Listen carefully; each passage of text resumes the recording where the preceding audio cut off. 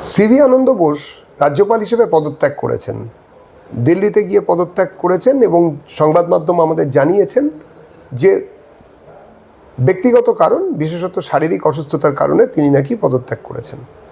যাই হোক না কেন, এরপরেই এন রবি তিনি অস্থায়ী রাজ্যপাল হিসেবে নিযুক্ত হয়েছেন। মুখ্যমন্ত্রী মমতা বন্দ্যোপাধ্যায় তাই নিয়ে একটা টুইট করেছেন, সেখানে অনেক রকম কথা লিখেছেন, অঙ্ক আছে, আতঙ্ক আছে ইত্যাদি। ভারতীয় জনতা পার্টির পক্ষ থেকে একটা কথা পরিষ্কার করে দিতে চাই যে এই ধরনের কথাবার্তা এটা শুধু অগণতান্ত্রিকই নয়, রাজনৈতিক রুচিবোধের ওপরেও একটা প্রশ্নচিহ্ন রেখে যায় যিনি টুইট করতে তার ওপরে।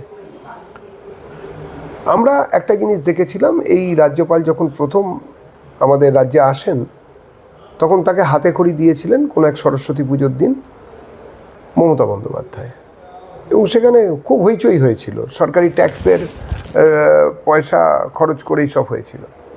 আজকে তিনি চলে গেলেন আরেক সরস্বতী পুজো যেতে না যেতেই।